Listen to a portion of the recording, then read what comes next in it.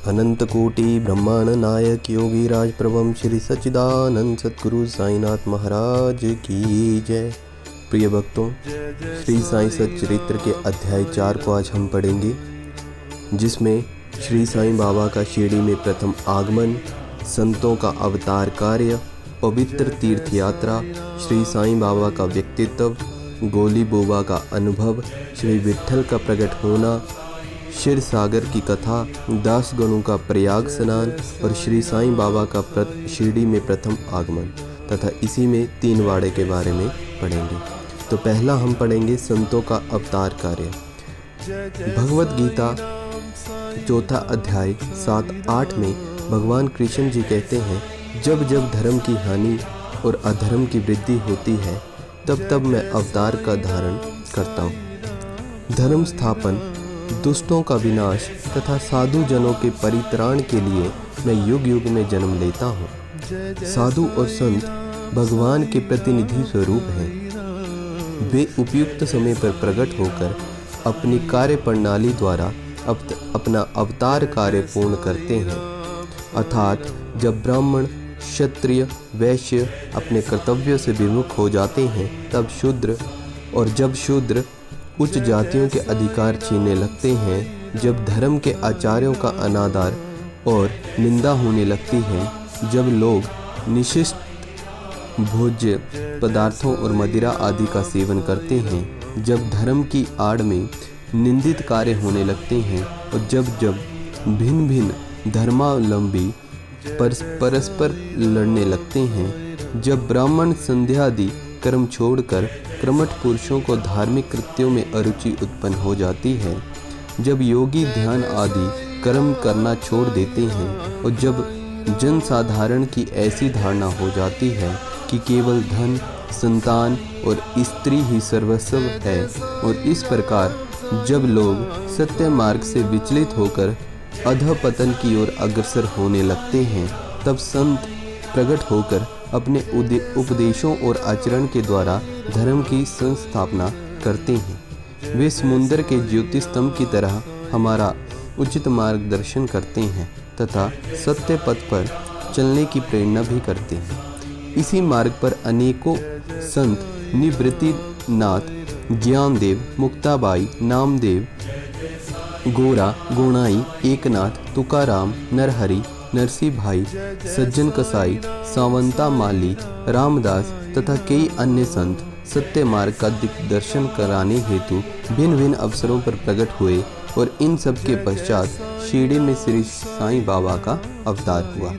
पवित्र तीर्थ शिरडी अहमदनगर जिले में गोदावरी के तट बड़े ही भाग्यशाली हैं, जिन पर अनेक संतों ने जन्म धारण किया है तथा अनेकों ने वहां आश्रय पाया है। ऐसे संतों में श्री ज्ञानेश्वर महाराज प्रमुख थे। शिरडी अहमदनगर जिले के राहता तालुका में है। गोदावरी नदी पार करने के पश्चात मार्ग सीधा शिरडी को ही जाता है। 8 मील चलने पर जब आप नीम गांव पहुंचेंगे तो वहां से शिरडी दृष्टिगोचर होने लगती है। कृष्णा नदी के तट पर अन्य तीर्थस्थान गाणगापुर, नरसिंहवाड़ी, औदुंबर के समान ही शिरडी भी प्रसिद्ध तीर्थ है। जिस प्रकार दामोजी ने मंगलवेढ़ा को पंढरपुर के समीप, समर्थ रामदास ने सज्जनगढ़ को, दत्तावतार श्री नरहरि, श्री नरसिंह सरस्वती वे बाड़ी को पवित्र करते किया, तथा उसी प्रकार श्री साईं बाबा ने शिरडी में अवतीर्ण होकर उसे पावन बनाया। श्री साईं बाबा का व्यक्तित्व। श्री साईं बाबा के सानिध्य से शिरडी का महत्व विशेष बढ़ गया। अब हम उनके चरित्र का अवलोकन करेंगे। उन्होंने इस भवसागर पर विजय प्राप्त कर ली थी, जिसे पार करना महान दुष्कर तथा कठिन है। शांति उनका आभूषण था तथा वे ज्ञान की साक्षात प्रतिमा थे। वैष्णव भक्त सदैव वहां आश्रय पाते थे। दानवीरों में राजा कर्ण के समान दानी थे। वे समस्त सार के सार स्वरूप थे। ऐहिक पदार्थों से उन्हें अरुचि थी। सदा आत्म स्वरूप में निमग्न रहना ही उनके जीवन का मुख्य ध्येय था। अनित्य वस्तुओं का आकर्षण उन्हें छू भी नहीं गया था। उनका हृदय शीशे के सदृश उज्जवल था। उनके श्रीमुख से सदैव अमृत वर्षा होती थी। अमीर और गरीब उनके लिए दोनों एक समान थे। मान अपमान की उन्हें किंचित मात्र भी चिंता न थी। वे निर्भय होकर संभाषण करते, भांति भांति के लोगों से मिलजुल कर रहते, नर्तकियों का अभिनय तथा नृत्य देखते और गजल कवालियां भी सुनते थे। इतना सब करते हुए भी उनकी समाधि किंचित मात्र भी भंग न होती थी। अल्लाह का नाम सदा उनके ओंठों पर था। जब दुनिया जागती तो वे सोते और जब दुनिया सोती तो वे जागते थे। उनका अंतकरण प्रशांत महासागर की तरह शांत था। न उनके आश्रम का कोई निश्चय कर सकता था, न ही उनकी कार्य प्रणाली का अंत पा सकता था। कहने के लिए तो वे एक स्थान पर निवास करते थे, परंतु विश्व के समस्त व्यवहारों तथा व्यापारों का उन्हें भली भांति ज्ञान था। उनके दरबार का रंग ही निराला था। वे प्रतिदिन अनेक किंवदंतियों कहते तथा परंतु उनकी अखंड शांति की चिंतन मात्र भी भंग नहीं होती थी। वे सदैव मस्जिद की दीवार के सहारे बैठे रहते थे तथा प्रातः, मध्य तथा सायंकाल लेंडी और चावड़ी की ओर वायु सेवन करने जाते तो सदा आत्मस्थित ही रहते थे। स्वतः सिद्ध होकर भी वे साधकों के समान आचरण करते। वे विनम्र, दयालु तथा अभिमान रहित थे। उन्होंने सबको सदा सुख पहुंचाया। ऐसे थे श्री साईं बाबा, जिनके श्री चरणों का स्पर्श शिरडी पावन बन गई। उसका महत्व असाधारण हो गया। जिस प्रकार ज्ञानेश्वर ने आलंदी और एकनाथ ने पैठण का उत्थान किया, वही गति श्री साईं बाबा द्वारा शिरडी को प्राप्त हुई। शिरडी के फूल, पत्ते, कंकड़, पत्थर भी धन्य हैं, जिन्हें श्री साईं चरणाभुजों का चुंबन तथा उनकी चरण रज मस्तक पर धारण करने का सौभाग्य प्राप्त हुआ। भक्तगण को शिरडी एक दूसरा पंढरपुर, जगन्नाथपुरी, द्वारका, बनारस, काशी, महाकालेश्वर तथा गोकर्ण महाबलेश्वर बन गई।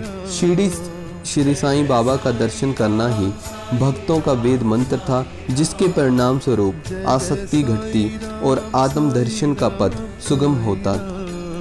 उनका श्री दर्शन ही योग साधन था और उसे वार्तालाप करने से समस्त पाप नष्ट हो जाते थे। उनका पाद सेवन करना ही त्रिवेणी स्नान के समान था तथा चरणामृत पान करने मात्र से समस्त इच्छाओं की तृप्ति होती थी। उनकी आज्ञा हमारे लिए वेद सदृश थी। प्रसाद तथा उदी ग्रहण करने से चित्त की शुद्धि होती थी। वे ही हमारे लिए राम तथा कृष्ण थे, जिन्होंने हमें मुक्ति प्रदान की तथा वे सदा आत्मस्थित, चैतन्य घन तथा आनंद की मंगल मूर्ति थे। कहने को तो शिरडी उनका मुख्य केंद्र था, परंतु उनका कार्य क्षेत्र पंजाब, कलकत्ता, उत्तरी भारत, गुजरात, ढाका और कोंकण तक विस्तृत था। श्री साईं बाबा की कीर्ति दिन प्रतिदिन चहुं ओर फैलने लगी और जगह जगह दर्शनार्थ आकर उनके भक्त लाभ उठाने लगे। केवल दर्शन से ही मनुष्य, चाहे वे अशुद्ध हो, शुद्ध हो, हृदय के हों, चित्त को परम शांति मिल जाती थी। उन्हें उसी आनंद का अनुभव होता था जैसे कि पंढरपुर में श्री विट्ठल के दर्शन से होता था। यह कोई अतिशयोक्ति नहीं है। देखिए, एक भक्त ने भी यही अनुभव पाया है। गोली बोबा लगभग 95 वर्ष के वयोवृद्ध भक्त, जिनका नाम गोली बोबा था, पंडरी के एक वारकरी थे। वे 8 मास पंढरपुर तथा 4 मास आषाढ़ से कार्तिक तक गंगा तट पर निवास करते थे। सामान ढोने के लिए वे एक गधे को अपने पास रखते तथा एक शिष्य भी सदैव उनके साथ रहता था। वे प्रतिवर्ष वारी लेकर पंढरपुर जाते और लौटते समय श्री साईं बाबा के दर्शनार्थ शिरडी आते।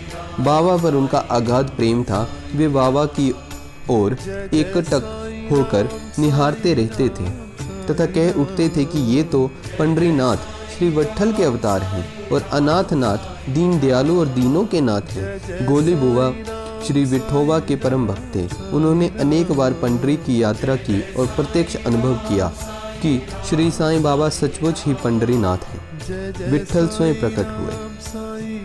श्री साईं बाबा की ईश्वर चिंतन और भजन में विशेष अभिरुचि थी। वे सदैव अल्लाह मालिक पुकारते और भक्तों से कीर्तन सप्ताह करवाते।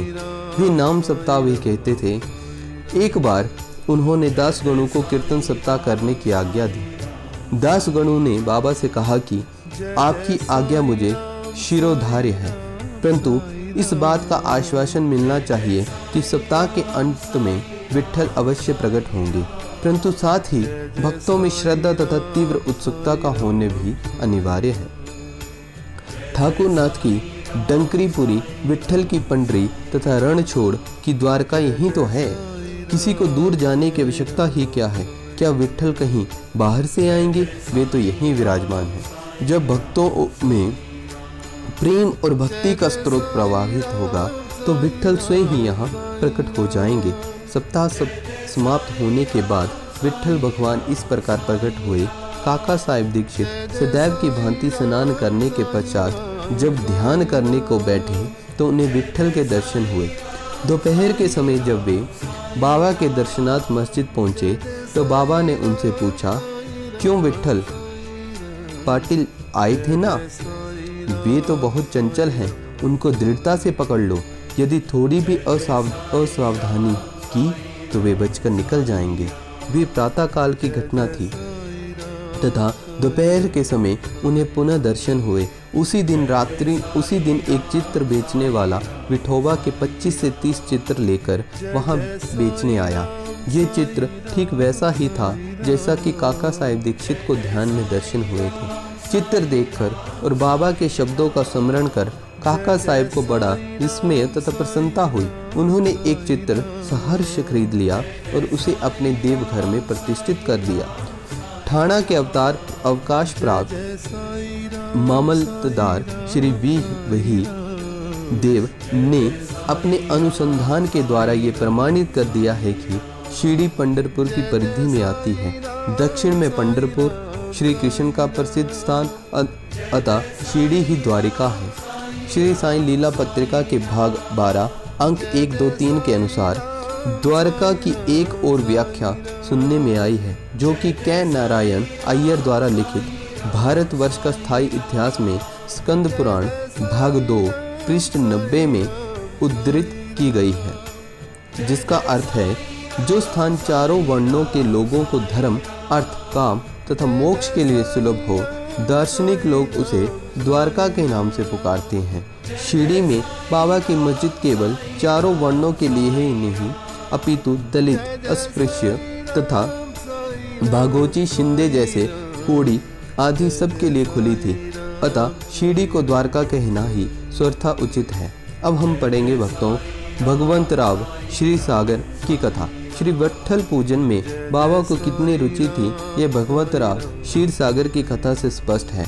भगवंत राव के पिता विठोबा के परम भक्त थे, जो प्रतिवर्ष पंढरपुर वारी लेकर जाते थे। उनके घर में विठोबा की एक मूर्ति थी, जिसकी वे नित्य प्रति पूजा करते थे। उनकी मृत्यु के पश्चात उनके पुत्र भगवंत राव ने बारी, पूजन, श्राद्ध इत्यादि समस्त कर्म करना छोड़ दिया। जब भगवंत राव शिरडी आए तो बाबा उन्हें देखते ही कहने लगे कि इनके पिता तो मेरे प्रिय मित्र थे, इसी कारण मैंने इन्हें यहाँ बुलाया है। इन्होंने कभी भी नैवेद्य अर्पण नहीं किया है तथा मुझे और विठोबा को भूखा मारा है, इसलिए मैंने इन्हें यहाँ आने को प्रेरित किया है। अब मैं इन्हें हठपूर्वक पूजा में लगा दूंगा। प्रिय भक्तों, दास गणों का प्रयाग स्नान के बारे में अब हम जानेंगे। गंगा और यमुना नदी के संगम पर प्रयाग प्रसिद्ध पवित्र तीर्थ स्थान है।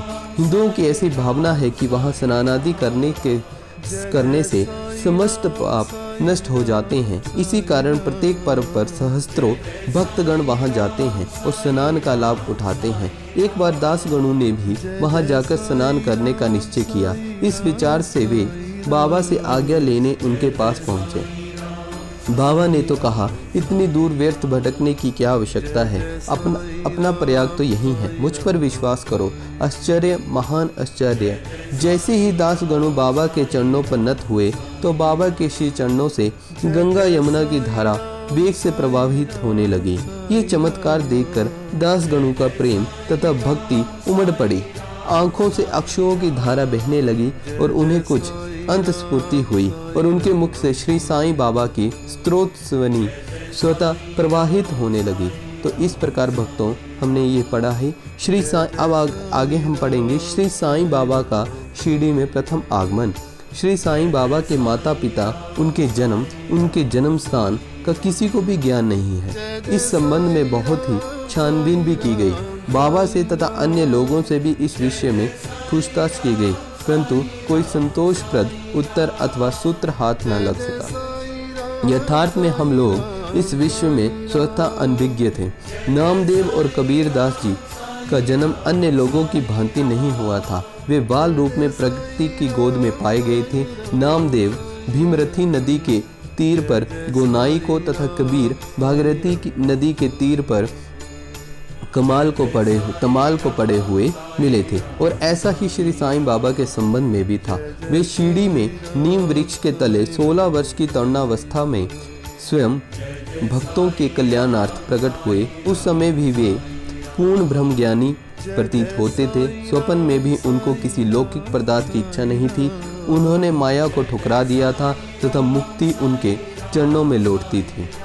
शिरडी गांव में एक वृद्ध स्त्री नाना चौपदार की मां ने उनका इस प्रकार वर्णन किया है। एक तरुण, स्वस्थ, फुर्तीला, अति रूपवान बालक सर्वप्रथम नीम वृक्ष के नीचे समाधि में लीन दिखाई पड़ा। सर्दी तथा गर्मी उन्हें किंचित मात्र भी चिंता न थी। उन्हें इतने अल्प आयु में इस प्रकार कठिन तपस्या करते देखकर लोगों को महान आश्चर्य हुआ। दिन में वे किसी से भेंट नहीं करते थे और रात्रि में निर्भय होकर एकांत में घूमते थे। लोग आश्चर्यचकित होकर पूछते फिरते थे कि इस युवक का कहाँ से आगमन हुआ है। उनकी बनावट तथा आकृति इतनी सुंदर थी कि एक बार देखने मात्र से लोग आकर्षित हो जाते थे। वे सदा नीम वृक्ष के नीचे बैठे रहते थे और किसी के द्वार पर न जाते थे। यद्यपि वे देखने में एक युवक प्रतीत होते थे, परंतु उनका आचरण महात्माओं के सदृश था। वे त्याग और वैराग्य की साक्षात प्रतिमा थे। एक बार एक आश्चर्यजनक घटना हुई। एक भक्त को भगवान खंडोबा का संचार हुआ।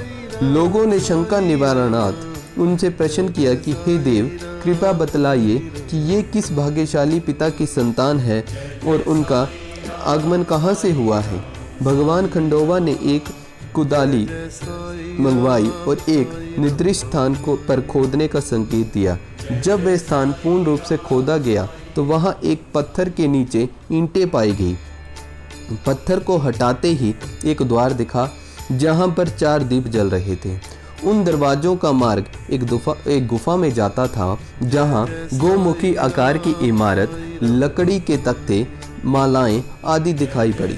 भगवान खंडोबा कहने लगे कि इस युवक ने स्थान पर 12 वर्ष तपस्या की है। तब लोग युवक से प्रश्न करने लगे, परंतु उसने यह कहकर बात टाल दी कि ये मेरे श्री गुरुदेव की पवित्र भूमि है, अतएव मेरा पूज्य स्थान है। अतः तब लोगों ने उस दरवाजे को पूर्ववत बंद कर दिया। जिस प्रकार अश्वत्थ और औदुंबर वृक्ष पवित्र माने जाते हैं, उसी प्रकार बाबा ने भी इस नीम वृक्ष को उतना ही पवित्र माना तथा प्रेम किया। महालसापति तथा शिरडी के अन्य भक्त इस स्थान को बाबा के गुरु का समाधि स्थान मानकर सदैव नमन किया करते थे। अब भक्तों 3 वाड़े के बारे में हम जानेंगे। नीम वृक्ष के आसपास की भूमि श्री हरि विनायक सांठे ने मोल ले ली और उस स्थान पर एक विशाल भवन का निर्माण किया, जिसका नाम साठेवाड़ा रखा गया। बाहर से आने वाले यात्रियों के लिए वह वाड़ा ही एकमात्र विश्राम स्थान था, जहां सदैव भीड़ रहती थी। नीम वृक्ष के नीचे चारों ओर चबूतरा बांधा गया। सीढ़ियों के नीचे दक्षिण की ओर एक छोटा सा मंदिर, जहां भक्त लोग चबूतरे के ऊपर उत्तराभिमुख होकर बैठते थे। ऐसा विश्वास किया जाता था कि जो भक्त गुरुवार और शुक्रवार की संध्या वह धूप अगरबत्ती आदि सुगंधित पदार्थ जलाते हैं वे ईश कृपा से सदैव सुखी होंगे। ये बाड़ा बहुत ही पुराना तथा जीर्ण शीर्ण स्थिति में था तथा इसके जीर्णोद्धार की नितांत आवश्यकता थी, जो संस्थान द्वारा पूर्ण कर दी गई है। कुछ समय के पश्चात एक दूसरे बाड़े का भी निर्माण किया गया, जिसका नाम दीक्षित बाड़ा रखा गया। काका साहेब दीक्षित कानूनी सलाहकार जब इंग्लैंड में थे तब वहां उन्हें किसी दुर्घटना से पैर में चोट आ गई थी। उन्होंने अनेक उपचार किए परंतु पैर अच्छा न हो सका। नाना साहेब चंदोरकर ने भी उन्हें बाबा की कृपा प्राप्त करने का परामर्श दिया, इसलिए उन्होंने सन 1909 में बाबा के दर्शन किए। उन्होंने बाबा से पैर के बदले अपने मन की पंगुता दूर करने की प्रार्थना की। बाबा के दर्शन से उन्हें इतना सुख प्राप्त हुआ कि उन्होंने स्थायी रूप से शिरडी में रहना स्वीकार कर लिया और इसी कारण उन्होंने अपने तथा भक्तों के हेतु एक बाड़े का निर्माण करवाया। इस भवन का शिलान्यास दिनांक 9/12/1910 को किया गया। इसी प्रकार अन्य दो विशेष घटनाएं घटित हुई, जैसे कि श्री दादा साहिब खारपड़े को घर वापस लौटने की अनुमति प्राप्त हो गई।